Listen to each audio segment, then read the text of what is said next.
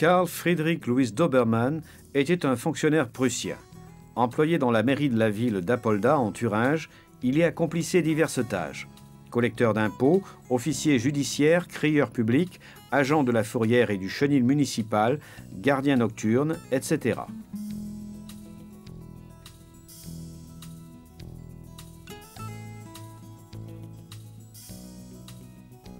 C'était aussi un cynophile acharné. Certaines de ses fonctions présentaient des risques et il lui fallait parfois se déplacer avec des sommes d'argent importantes. C'est pourquoi il élevait et sélectionnait des chiens particulièrement adaptés à la défense et à la garde, et il en amenait toujours un ou deux quand il travaillait. C'étaient des exemplaires de la race Pinscher, fort répandue alors dans toute l'Allemagne et dont les origines sont extrêmement anciennes, jusqu'à remonter à l'âge de pierre. Dobermann avait deux associés pour l'élevage et il s'employa à obtenir un chien particulièrement adapté à la défense et à la garde, en mêlant le sang du Pinscher et celui d'autres races afin d'accentuer les qualités qu'il recherchait. Le premier dimanche de la Pentecôte se tenait à Apolda un marché de chiens en tout genre, de la chasse à la garde, troupeaux, etc. Ceux qu'élevait Dobermann étaient très demandés et célèbres. On les appelait communément les Dobermann Pinscher. En 1951, Philipp Gröning, directeur de la revue allemande Unser Dobermann, notait que Dobermann avait deux chiens qu'il emmenait toujours avec lui pour se défendre, possédant un grand mordant et de taille modeste. L'un était de couleur gris souris, l'autre noir et feu. Le chef de file de la race fut une femelle née de l'accouplement entre un Pinscher et une chienne de Dobermann appelée Bismarck. Bismarck était noire avec des marques jaunes, de grande taille et avec le caractère voulu. Elle était elle aussi du type Pinscher. Le nom de Bismarck fut ensuite changé en Bizard, sur ordre du bourgmestre qui trouvait que c'était manquer de respect au puissant chancelier que d'appeler un chien de son nom. Robert, l'un des fils de Dobermann, rappelle que Bizard, lors de sa première portée, fit également des chiots qui possédaient une robe entre le gris et le blanc sale. En famille, ils les surnommèrent les Melseck, c'est-à-dire sacs de farine. L'on ne sait pas au juste quelles sont les races qui ont contribué à la formation du Dobermann tel que nous le connaissons. Mais Philipp Gröning, toujours dans l'article publié en 1951, parle du Weimaraner, du Manchester Terrier, qui était alors plus grand que celui d'aujourd'hui, et du Greyhound. Il existe des sources sûres quant à l'emploi du Manchester Terrier et du Greyhound, ainsi que du bosseron français, introduit par Napoléon Bonaparte dans tous les pays qu'il avait conquis.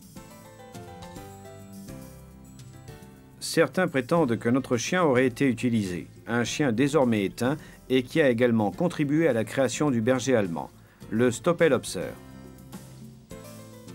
De même, le chien de boucher, parent du Rottweiler, est lui aussi désormais disparu, selon de nombreuses personnes, dont Otto Siedegast, qui fut parmi les premiers éleveurs, devrait aussi être considéré comme l'un des ancêtres. Le Dobermann fit sa première apparition dans une exposition en 1897 à Erfurt, non loin d'Apolda, et fut reconnu en 1898. En 1899, des sujets de la race furent montrés en exposition à Berlin et en 1900 à Apolda. Otto Göller, l'un des tout premiers éleveurs avec l'Affix von Thüringen, possède un grand mérite dans la formation du Dobermann. Il contribua à sa création au point qu'en 1949, quelqu'un écrivit sur une revue de cynophilie « Christophe Colomb a découvert l'Amérique et c'est Amerigo Vespucci qui lui a donné son nom ». Otto Göller créa la race et Dobermann lui donna son nom. Göller lutta afin que le Dobermann soit officiellement reconnu et fut parmi les fondateurs du club qui vit le jour à Apolda en 1899. Les deux premiers sujets enregistrés sur les livres généalogiques sont à lui, Graf Belling von Grönland au numéro 1 et Gerild von Grönland au numéro 2. À partir des premières années du XXe siècle, l'amélioration des sujets s'accéléra, aussi bien du point de vue de l'esthétique qu'au niveau du caractère, et le nombre d'exemplaires s'accrut considérablement. En 1914, l'élevage subit un brusque coup de frein, mais après la guerre, la race recommença de se diffuser, y compris comme chien de guerre dans les armées d'occupation, et tout de suite après le conflit, elle fit son apparition aux États-Unis où elle remporta un franc succès. Enfin, pour parachever la célébrité du Doberman à travers le monde, il fit preuve de courage et d'intelligence dans l'emploi de guerre au cours des 2 conflits mondiaux. Le Doberman fit également son apparition au cinéma, toujours dans le rôle du gardien féroce ou du terrible chien de guerre. L'imagination populaire en fut frappée et de nombreux sujets furent demandés par des personnes à la recherche d'un bon défenseur et gardien à une époque délicate de notre histoire, marquée par une grande insécurité et une peur diffuse. Notons aussi que le Doberman était devenu en fait un symbole, et nombreux furent ceux qui commencèrent de le désirer uniquement pour pouvoir l'exhiber et satisfaire leur propre vanité. C'est pendant ces années-là que naquirent les légendes concernant la race. L'imaginaire populaire fut du reste souvent encouragé par les organes d'information de masse. L'on en vint à parler non plus de SS des chiens, mais de chiens des SS, spécifiquement élevés pour devenir fous à 3, 5 ou 9 ans. L'on expliqua avec pédanterie que le cerveau du Doberman croissait davantage que sa boîte crânienne, ce qui expliquait que le chien devenait fou en quelques années et prenait un mordant qui le rendait dangereux pour tous, y compris pour son maître. L'on dit que la mâchoire était faite de telle manière qu'une fois la morsure effectuée, elle ne pouvait plus s'ouvrir. Toutes ces fariboles cachaient la vérité pure et simple. Le Doberman avait des problèmes physiques et caractériels parce qu'il avait été mal élevé par un grand nombre d'éleveurs improvisés, sans scrupules et incompétents. En effet, il n'y avait pas seulement les mauvais éleveurs. Des personnes sérieuses, compétentes et scrupuleuses continuaient également la sélection. De véritables passionnés qui continuèrent leur travail avec enthousiasme à travers les années sombres et réussirent à ramener le Doberman à son type originel, en obtenant des sujets d'une valeur indéniable. Ces derniers se sont distingués sur les rings du monde entier, y compris en Allemagne, patrie de la race.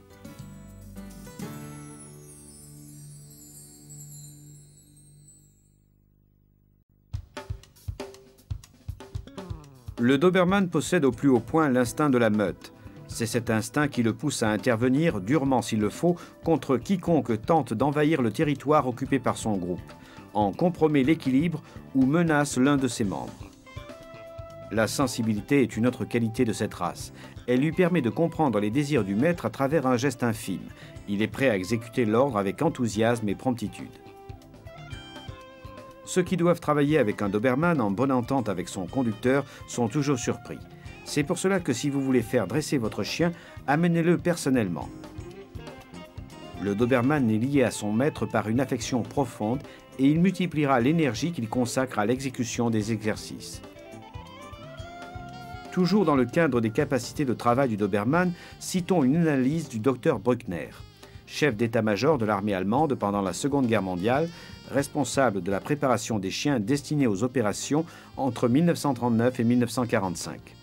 Plus de 45 000 exemplaires furent dressés sous ses ordres.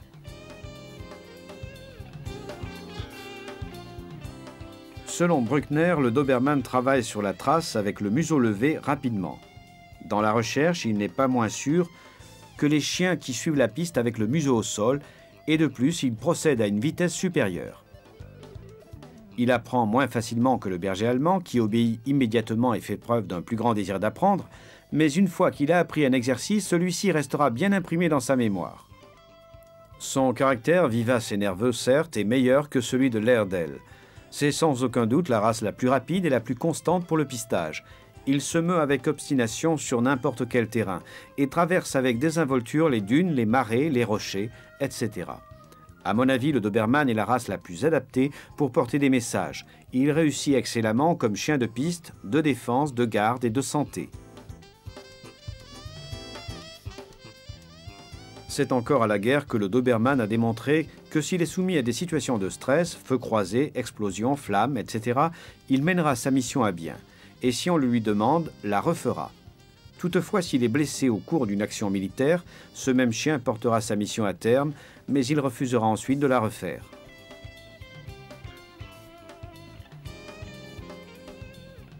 Le Doberman sait défendre son conducteur avec un courage extrême et une grande décision. Il sait réagir à une vitesse fulgurante. Mais aujourd'hui, le Doberman est surtout un magnifique chien de famille. D'une taille suffisamment grande, mais pas trop encombrante, avec un beau poil luisant et ras, sans sous-poil. C'est un excellent gardien de la propriété de la maison, de la voiture, et un défenseur des personnes inégalable. Pour bien comprendre ce que c'est qu'un défenseur des personnes inégalables, il faut assister à quelques séances de dressage aux activités de travail. Le Doberman est un paquet de nerfs et de muscles qui recouvre une structure osseuse solide et fonctionnelle. Son niveau d'attention envers ce qui se passe autour de lui est très élevé et sa vigilance vis-à-vis de son maître toujours considérable, prête à mettre la parfaite machine de son corps en mouvement pour intervenir. Quand il pénètre sur le terrain pour le travail, tous ses sens sont en alerte. Il regarde attentivement ce qui se passe, ses oreilles bougent, même imperceptiblement, pour cueillir le moindre bruit. Sa truffe reste presque immobile mais recherche la moindre trace dans l'air. L'exercice d'attaque lancé démontre ce qu'est réellement un Doberman. Quand l'homme d'attaque apparaît soudainement, sortant de sa cachette et menace le conducteur qui tient le chien en laisse, l'animal bien entendu réagit. L'homme d'attaque s'éloigne tout d'abord en marchant puis en courant. C'est alors que le conducteur lance le Doberman à la poursuite. La machine de précision démarre alors. Un démarrage foudroyant, puis un galop élégant, rapide, héritage du Greyhound. Quand l'homme d'attaque s'arrête sur ordre du juge et se tourne pour affronter le chien en le menaçant d'un bâton, alors qu'une distance de 10 mètres les sépare, le Doberman ne doit montrer aucune crainte. Chien d'utilité par excellence, doté d'un courage qui ne le fait reculer devant rien, même si sa vie est en jeu, il est prêt à se sacrifier pour sauver son maître ou les personnes qu'il aime. Il aime le travail et il est désireux de montrer ses capacités. Sa vive intelligence lui permet d'apprendre rapidement et de ne plus oublier. Il est docile et souple dans les mains d'un bon instructeur. Il vaut mieux que celui-ci soit son maître. Son tempérament est nerveux mais pas neurasthénique. Au contraire, il doit démontrer qu'il reste toujours maître de ses réactions et très équilibré. Uniquement s'il le faut réellement, sa réaction à une menace sera terrible. La tête du Doberman révèle sa nature. Fier et mobile, toujours dressé, sur un cou puissant mais élégant. Son expression est attentive et ses yeux pénétrants et flamboyants dénotent courage, loyauté, une grande intelligence, une forte volonté et un tempérament plein de feu et de passion. C'est une tête qui enchante et frappe au premier regard. Une dernière remarque sur des activités pour lesquelles le Doberman a été utilisé grâce à son intelligence et à son équilibre. Les femelles surtout ont été employées comme aide pour les aveugles, une tâche où elles ont fait preuve d'une conscience extrême et d'un grand amour pour leur maître. Employés dans la protection civile, des sujets de la race ont démontré des nerfs à toute épreuve et un contrôle de soi-même exceptionnel, en secourant les victimes avec docilité et douceur et en sauvant de nombreuses vies, grâce à leur capacité à se mouvoir agilement sur n'importe quel terrain, à leur sensibilité et à leur flair. Aux États-Unis, ils se sont également démontrés excellents comme chiens de pet thérapie, à savoir pour apporter une aide psychologique à des personnes et à des enfants traumatisés. Un chien exceptionnel donc, digne du plus grand respect et d'une profonde admiration, et non pas de mésidance stupide et dépourvue de fondement comme il y en a eu par le passé. C'est un chien de taille moyenne, fortement construit, musclé mais élégant, noble et agile. Sa conformation s'inscrit pratiquement dans un carré, le tronc étant donc long au maximum 5%, 10% pour les femelles, de plus que la hauteur au garrot. Mâle, hauteur au garrot 68-72 cm, femelle 63-68 cm. Poids, mâle 40-45 kg, femelle 32-35 kg. D'un caractère essentiellement aimable et pacifique, gentil et affectueux pour les enfants de la famille, facile à élever, courageux et d'un bon naturel, vigilant, un seuil absolu de réponse moyen, un tempérament et un mordant d'intensité moyenne. L'allure doit comporter un pas élastique, libre et long, agile. L'antérieur poussé le plus en avant possible, le postérieur fournissant une poussée puissante. Le Doberman avance en même temps un membre antérieur et le membre postérieur opposé. Pelage à poil court, rude, luisant, lisse, couché. Sous-poil non admis. Robe noire ou marron avec des marques rouge-rouille bien prononcées et nettement délimitées, placées en taches sur les joues, au-dessus des yeux, sur la gorge, 2 sur le poitrail, sur les métacarpes et sur les métatarses, aux pieds, à l'intérieur des cuisses, autour de l'anus et sur la pointe des fesses. Peau tendue et bien pigmentée partout.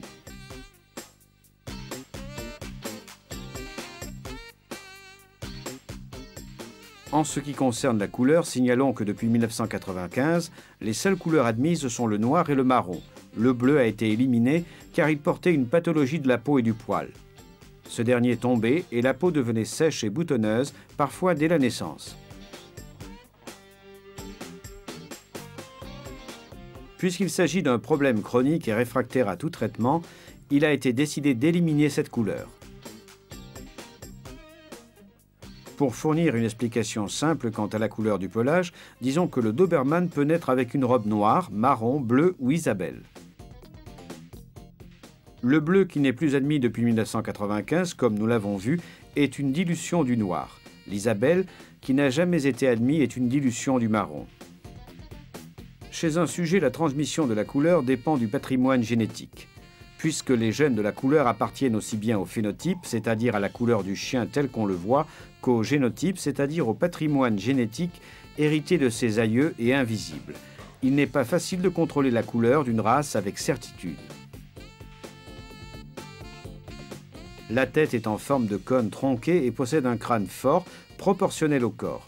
Les arcades des sourcils sont bien développées, l'apophyse occipitale à peine marquée, les axes du crâne et de la figure sont parallèles. Le stop perceptible mais peu accusé, les muscles forts, le museau proportionnel au crâne est bien développé, la truffe plus large que ronde avec de larges narines pas saillantes. Elle sera noire pour les sujets noirs et plus claire pour les marrons. Les lèvres sont fermes et lisses avec une pigmentation foncée, plus claire pour les pelages marrons. L'œil est de taille moyenne, foncé, il peut être un peu plus clair pour les pelages marrons. Les oreilles sont placées haut, coupées à une longueur proportionnelle à la tête, dressées. Dans les pays où l'otectomie est interdite, elles sont de taille moyenne avec le bord antérieur bien serré à la joue. La longueur du cou est proportionnelle au corps et à la tête. Le cou est musclé, sec, élégant et distingué. La denture doit être complète avec des mâchoires larges et puissantes avec une fermeture en ciseaux. Les membres antérieurs présentent une structure forte, un aplomb parfait, une omoplate bien attachée au thorax, musclée. Le bras est long et musclé. L'angulation omoplate humérus de 105-110 degrés. Les coups serrés au corps, l'avant-bras fort, droit et musclé. Les métacarpes solides, perpendiculaires, vus de face et inclinés de 10 degrés de profil. Les membres postérieurs vus par derrière sont larges et arrondis du fait de la puissante musculature du bassin et de la croupe. Des membres puissants, perpendiculaires au sol et parallèles entre eux, des cuisses robustes et musclées, une angulation ouverte du jarret, 140 degrés. Les pieds sont courts, avec des doigts serrés et arqués et des ongles noirs. Le poitrail a une hauteur qui équivaut environ à la moitié de la hauteur au garrot, d'une longueur proportionnelle à la longueur du tronc, des côtes légèrement arrondies. Le dos se détache nettement du garrot, il est court et stable. Le rein est assez long, solide et musclé. La croupe imperceptiblement arrondie, très musculeuse. La ligne de dessous est arquée. Queue plantée haute, courte, coupée à 2 vertèbres caudales.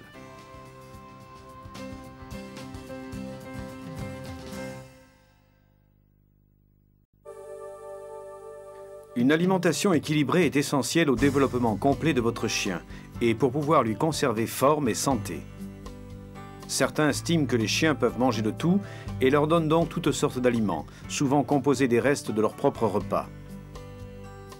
Rien ne pourrait être plus mauvais, parce que ce qui est pour nous digestible et source de substances nutritives est souvent indigeste pour le chien qui ne peut le métaboliser. Une dernière recommandation. Il peut arriver qu'un chien n'ait pas faim et qu'il refuse la nourriture pendant 1 voire 2 jours. C'est tout à fait normal et dans ce cas, il ne faut pas lui laisser sa pâtée à disposition, mais l'enlever au bout d'un bref délai. Au repas suivant, changez les aliments. Si ce manque d'appétit dure plus de 2 jours sans autres symptômes, ou si dès le départ il s'accompagne de symptômes révélant une souffrance générale ou un état de prostration, consultez immédiatement votre vétérinaire. Ce sera très probablement une simple indisposition, mais inutile de prendre des risques. Il vaut toujours mieux être rassuré par un expert. Commençons par une très brève description de l'appareil digestif des chiens. Comme chez tous les carnivores, l'estomac possède des dimensions importantes, alors que l'intestin est relativement court. La première digestion dans l'estomac demande de 3 à 8 heures, puis la nourriture passe dans l'intestin, où les substances nutritives sont assimilées pour être ensuite transmises à tous les organes à travers le sang. La grande capacité de l'estomac et la longueur du processus de digestion permettent de faire des repas abondants et assez éloignés l'un de l'autre. Bien entendu, pour conserver le chien en excellente santé, il faut lui fournir tous les éléments dont il a besoin, à savoir des protéines, des glucides, des lipides, des vitamines et des minéraux. Lorsque le chien était un prédateur carnivore, il assimilait ces éléments à travers les animaux qu'il chassait, en général des herbivores.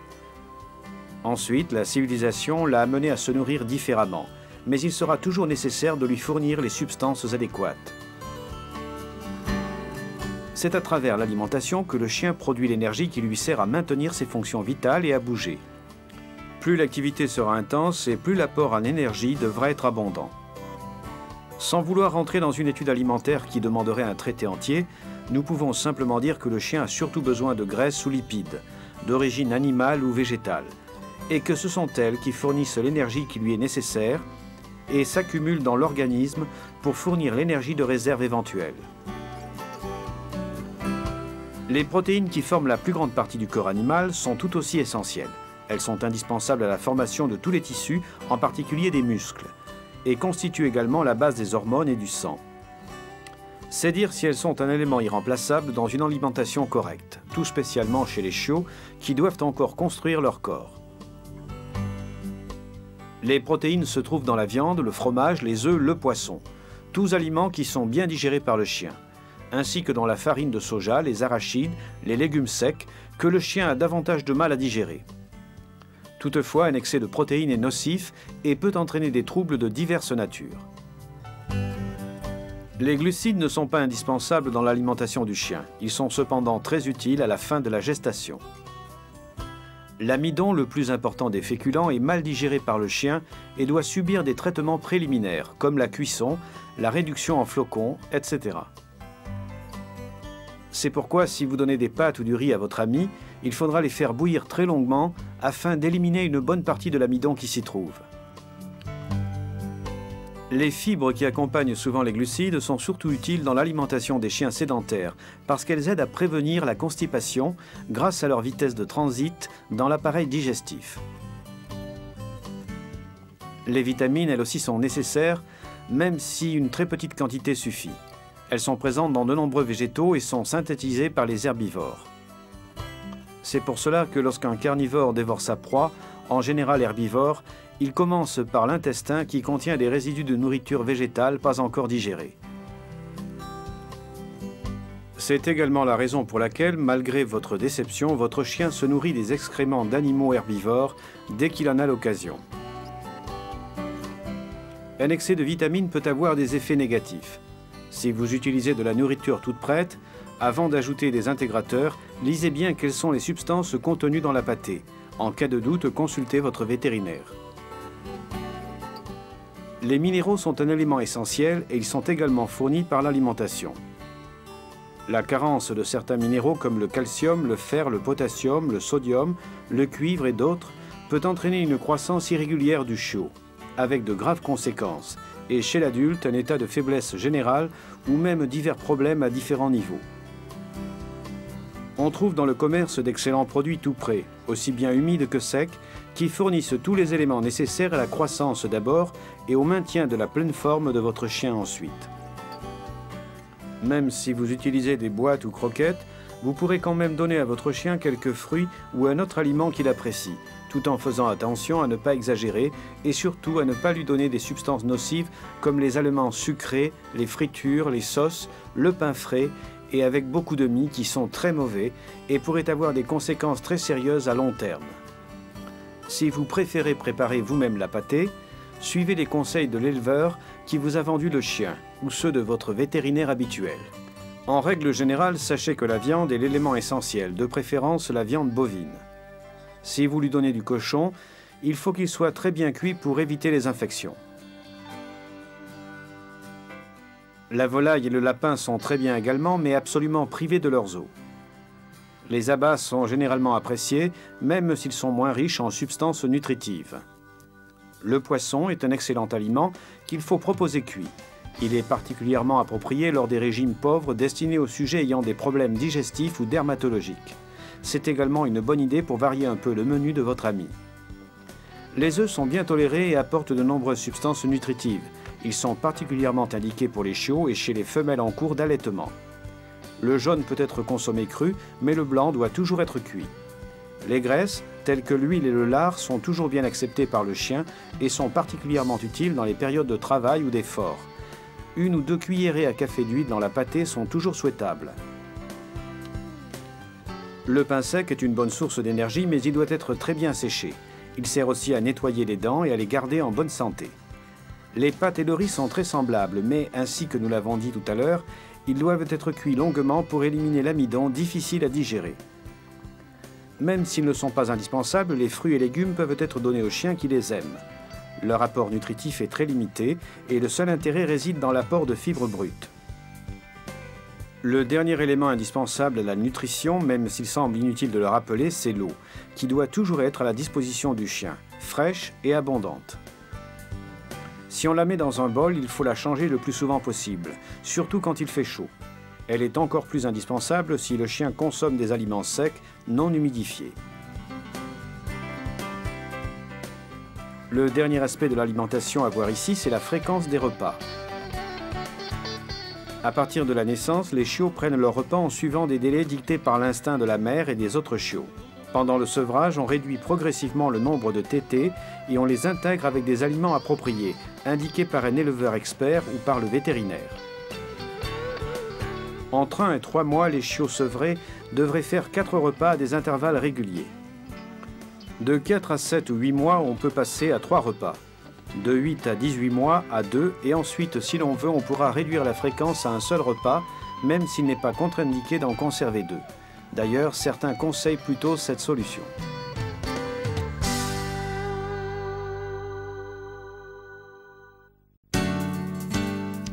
Adopter un chien est une décision importante qu'il faut pondérer soigneusement et prendre en toute connaissance de cause.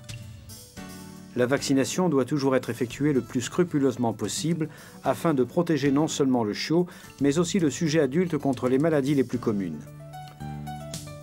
En règle générale, lorsque le chiot quitte son élevage, il a été vacciné entre 40 et 45 jours avec une primo-vaccination contre la maladie de Carré, l'hépatite contagieuse et la parvovirose.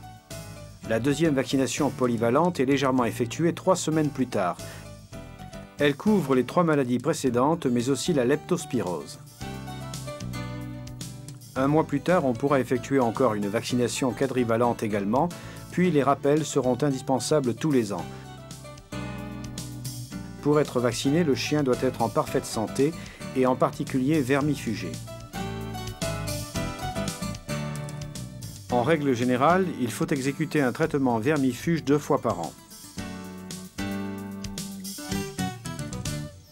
Il existe plusieurs types d'ascarides dont chacun infecte spécifiquement une espèce animale, homme compris, et il n'existe pratiquement aucun risque zoonose, c'est-à-dire de transmission de l'infestation du chien à l'homme. Il est tout aussi important de protéger le chien contre les ectoparasites, à savoir ceux qui s'installent dans le pelage du chien, comme les puces ou les tiques, tous deux hématophages. De plus, les puces sont un hôte intermédiaire pour un type de ténia. Pour libérer le chien de ses fastidieux locataires, il existe de nombreux produits spécifiques, mais il ne faudra pas oublier d'intervenir également au niveau de l'environnement du chien. L'été accentue les problèmes provoqués par les hôtes désagréables, en particulier les tiques qui arrivent justement dans les premières chaleurs.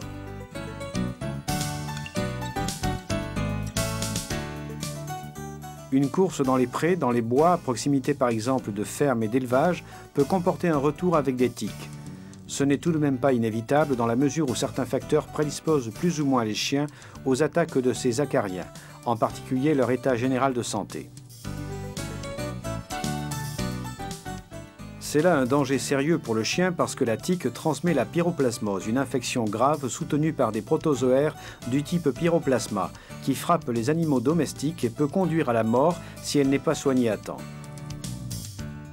Les symptômes de la forme aiguë de la maladie sont une fièvre souvent élevée, l'asthénie, la pâleur des muqueuses apparentes, l'hyperchromie des urines dont la couleur peut devenir marron-noir. Dans les cas avancés, ictère, état comateux jusqu'à arriver à l'issue fatale. Les tiques sucent le sang de leur hôte pendant 2 ou 3 semaines, puis une fois que la femelle s'est accouplée, elle se détache de l'animal et dépose ses œufs une semaine après. Les larves sont reconnaissables à leur couleur rougeâtre. Elles sont minuscules, on dirait de petites perles. Elles cherchent à leur tour un hôte sur lequel grimper, sucent le sang quelques jours, se détachent et se transforment quelques jours plus tard en une nymphe octopode de couleur bleuâtre. Vers août-septembre, elles sont devenues adultes et avec l'arrivée de l'automne, elles s'endorment au sol dans de petites cavités jusqu'au printemps suivant. En général, les tiques s'accrochent là où la peau est la moins épaisse, comme les oreilles, les aisselles, l'aine ou entre les doigts des pattes. Après une promenade dans la nature, vérifions toujours si nos amis ont recueilli des passagers clandestins. Une bonne hygiène commence par les soins du pelage. Pour la plupart des races, mais pas pour toutes, il est conseillé de brosser le chien presque quotidiennement afin de le débarrasser de ses poils morts.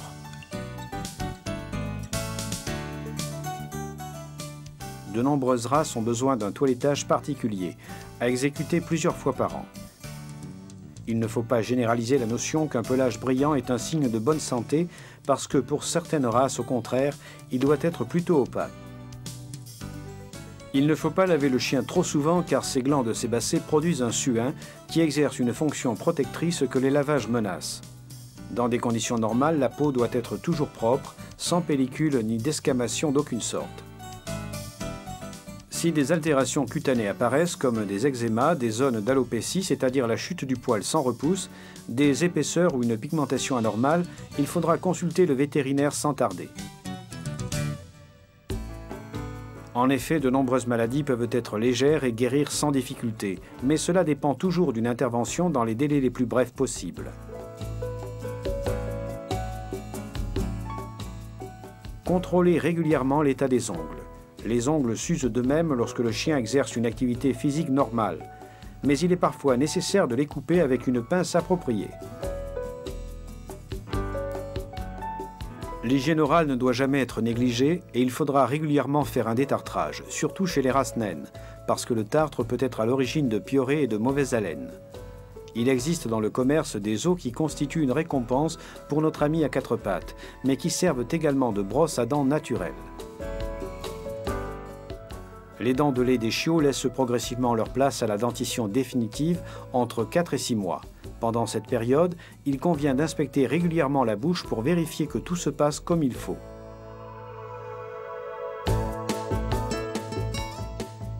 La filariose cardiopulmonaire est une grave maladie qui frappe le sang et le cœur provoquée par une nématode parasite, la Dirofilaria immitis. On la connaît depuis plusieurs siècles et depuis un siècle environ, on a compris l'important mécanisme de transmission de la maladie par les moustiques.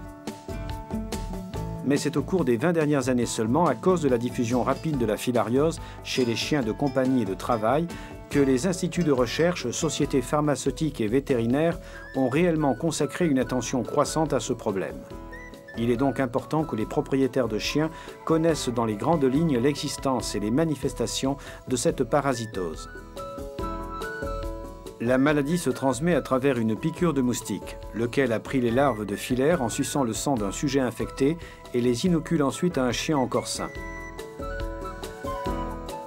On comprend donc facilement pourquoi la maladie est très contagieuse et pourquoi elle est liée aux saisons printemps-été.